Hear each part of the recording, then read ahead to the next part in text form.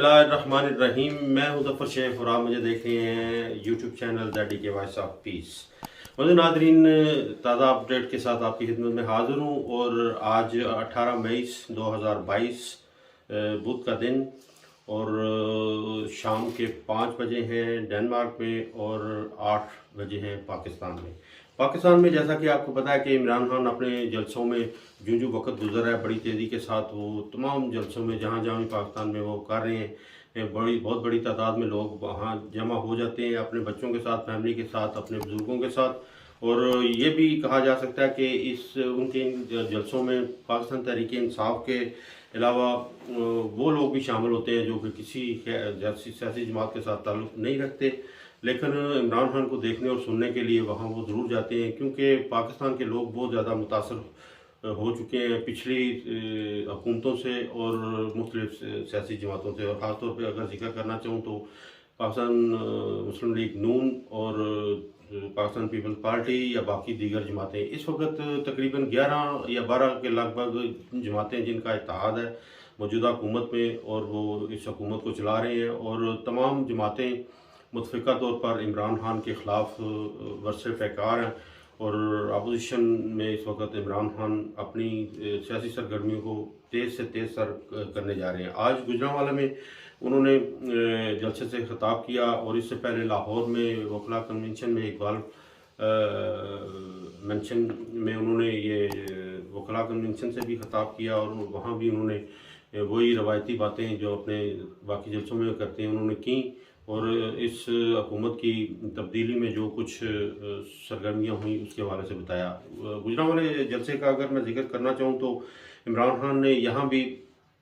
वही बातें दोहराई जो उन्होंने पिछले जलसों में दोहराई। और उन्होंने कहा कि अभी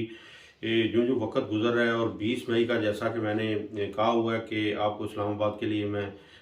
कॉल दूंगा और उसमें आपने पाकिस्तान से तमाम लोगों को बच्चों के साथ, फैमिली के साथ, अपने बुज़ुर्गों के साथ और हर तबका फ़िक्र के लोगों के साथ वहाँ आपने आना है। और आपने क्यों आना है वो ये नहीं कि एक सियासी तहरीक को सरगर्म करने के लिए आना है, आपने हकीकी आज़ादी के लिए वहाँ आपने जमा होना है। क्योंकि मौजूदा हुकूमत इलेक्शन का ऐलान नहीं करने जा रही और इनकी कोशिश है कि इस हुकूमत पर जितने भी लोगों के ऊपर केसेस हैं मनी लॉन्ड्रिंग के, करप्शन के या जितने भी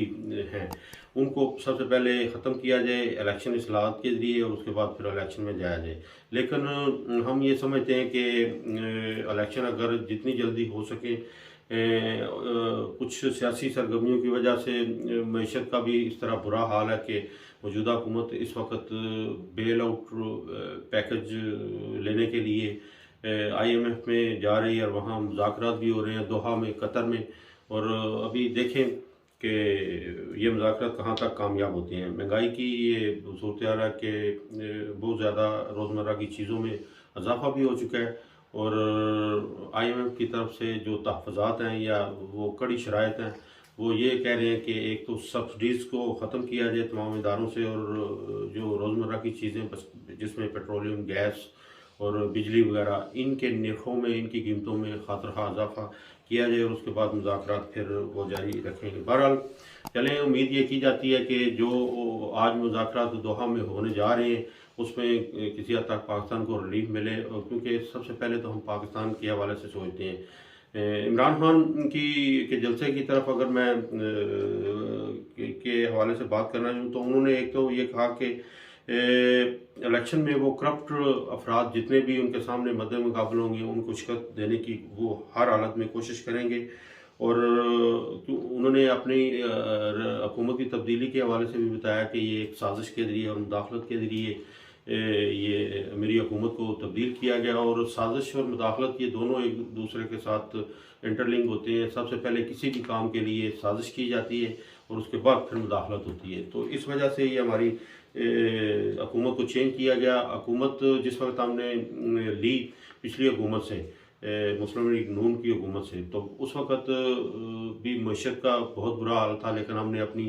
दाखिली और ख़ारजी पॉलिसियों की वजह से, अपनी बेहतर पॉलिसियों की वजह से इस हुकूमत को बहुत अच्छे तरीके से कांधा भी दिया और इसको टेक ऑफ करने की कोशिश भी की। एक्सपोर्ट की मसनूआत में हमने खातर का इजाफा किया, इंपोर्ट को हमने कम करने की कोशिश की। हमारे दौर में 5 फसलें बहुत अच्छे तरीके से इनकी काश्त भी की गई किसानों की तरफ से और उनको बेहतर और खातरखा मुआवजा भी दिया गया, जिसकी वजह से वो बहुत ही मेहनती तरीके से इन तमाम फसलों को, जिनमें चावल, गन्ना, कपास और इस तरह की बाकी दीगर भी, उन्होंने बहुत अच्छे तरीके से काश्त किया और वो बहुत ही खातरखा तरीके से उनकी काश्त हुई और इस वजह से फिर पाकिस्तान की मैशत में भी इजाफा हुआ। इसके साथ साथ उन्होंने बताया कि माशी तौर पर जैसा कि उन्होंने जिक्र किया, तो इसके साथ साथ उन्होंने ओवरसीज़ का भी जिक्र किया, क्योंकि ओवरसीज़ ने हर दौर में या हर हालत में हमारी मदद की है। दर मुबादला की सूरत में उन्होंने सालाना 31 अरब रुपए पाकिस्तान को भेजे, जिसकी वजह से पाकिस्तान की मैशत को काफ़ी बूस्ट अप मिला। और इसके साथ साथ माजी में सैलाब और ज़लज़ले में भी ओवरसीज़ पाकिस्तानियों ने हमारी बहुत ज़्यादा मदद की और अपनी कंट्रीब्यूशन से पाकिस्तान को काफ़ी हद तक बेहतर बनाने की कोशिश की।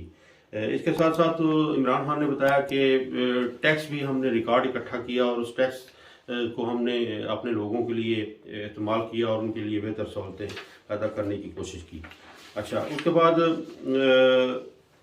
कोरोना के हवाले से उन्होंने बताया कि कोरोना उस वक़्त पूरी दुनिया को अपनी लपेट में उसने लिया हुआ था और पाकिस्तान की मैशत भी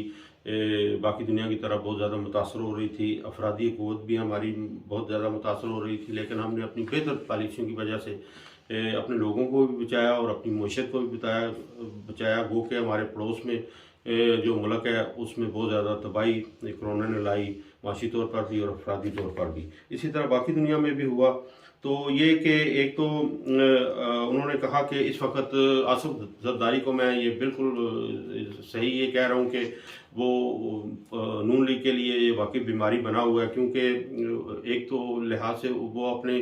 इस हुकूमत से तमाम सहूलियात की बड़े अच्छे तरीके से इमराद भी ले रहा है और एंटरटेन भी हो रहा है, और दूसरा वो मिस यूज़ भी कर रहा है इस मौजूदा हुकूमत को, जिसमें वो खुद भी शामिल तो है, लेकिन उसने शहबाज शरीफ को आगे लगाकर ये साबित कर दिया कि वो वाकई बारी है ये मुस्लिम लीग नून के लिए।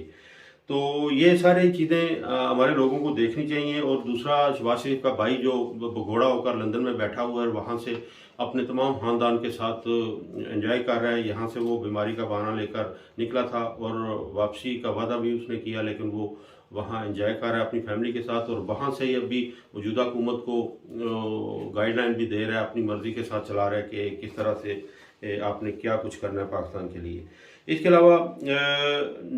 मौजूदा हुकूमत इसका हतुल फसा इसकी कोशिश है कि इलेक्शन की तरफ उस वक्त तक ना ले जाया जाए कौम को या अवाम को, जब तक उनके केसेस जो कि शरीफ ख़ानदान के भी, जरदारी ख़ानदान के भी, फजलुर रहमान के भी और दीगर अफराद के भी इस वक्त नैब और FIA की अदालतों में पड़े हुए हैं, और वो चाहते हैं कि वो इंतखाबी इस्लाहत के ज़रिए इन तमाम केसेस को ख़त्म करें, उसके बाद फिर इलेक्शन में जाएँ ताकि साफ शफाफ होकर लोगों के सामने पेश हों। लेकिन इस वक्त पाकिस्तान के लोग इन तमाम चोरों, डाकुओं और फ्राडियों को समझ चुके हैं कि वो किस तरह उन्होंने अपने अपने दौर में इस मुल्क को लूटा, इस मुल्क के लोगों के बुनियादी हुकूक को सलब किया। तो ये आप समझ सकते हैं, ये समझ चुके हैं। इसलिए मैं ये चाहता हूँ कि जब मैं आपको इस्लामाबाद कॉल करूँ तो आप अपने बच्चों के साथ, फैमिली के साथ भरपूर तरीके से इस हकीकी आज़ादी की तहरीक में शामिल हों, ताकि मौजूदा हुकूमत को ये हम मजबूर कर सकें, फोर्स कर सकें कि वो इलेक्शन की डेट का ऐलान करें। और जब इलेक्शन आए तो उसमें इमरान खान चाहेगा कि इन तमाम करप्ट लोगों को आप बिल्कुल दोबारा इलेक्ट ना करें, क्योंकि एक तो वजह यह है कि इन तमाम करप्ट लोगों के हर किस्म का सरमाया मुल्क से बाहर है, और जब कोई पैसा या सरमाया किसी भी हुक्मरान या लीडर या सरबराह का होता है, तो वो लाजमी तौर पर वो अपने सरमाए के हवाले से ज़्यादा सोचता है और लोगों के हकूक़ के हवाले से कम सोचता है। तो कोशिश करें कि इलेक्शन का जितनी जल्दी ऐलान हो सके उसमें आप भरपूर तरीके से हिस्सा लें। और उसके साथ उन्होंने कहा कि मैं इस हुक्मरानी को इतना अहमियत नहीं देता, मेरी ख्वाहिश है, मेरी नज़र में ये है कि जो भी निज़ाम, जो भी सिस्टम जब पाकिस्तान में आए, उसमें पाकिस्तान के लोगों के लिए, पाकिस्तान के लोगों के हकूक़ के लिए बहाली हो और तमाम बुनियादी मसाइल जो हमें दरपेश हैं बेरोज़गारी की सूरत में, महंगाई की सूरत में, वो ख़त्म हो सकें। तो ये सारी बातें उन्होंने की और आखिर में उन्होंने कहा कि अगर मैं बताना चाहूँ आपको तो मेरी माँ ने भी तहरीक आज़ादी में भरपूर तरीके से हिस्सा लिया और मैं अपनी बहनों, माँओं, बेटियों को भी ये रिक्वेस्ट करता हूँ कि इस आज़ादी की तहरीक में ज़रूर शरीक हों और अपना हिस्सा डालें। तो इंशाल्लाह उन्होंने कहा कि 20 तारीख के बाद किसी भी दिन का मैं ऐलान करूँगा वहाँ इस्लामाबाद कॉल के लिए, तो आप भरपूर तरीके से तैयार रहें। और मैं उम्मीद करता हूँ कि मौजूदा हुकूमत कोई किसी किस्म की रुकावट पैदा करने के लिए ये एक्टिव नहीं होगी और लोगों को अच्छे तरीके से वो हैंडल करेगी ताकि लोग वहाँ आसानी के साथ इस आज़ादी की तहरीक में इस्लामाबाद पहुँच सकें।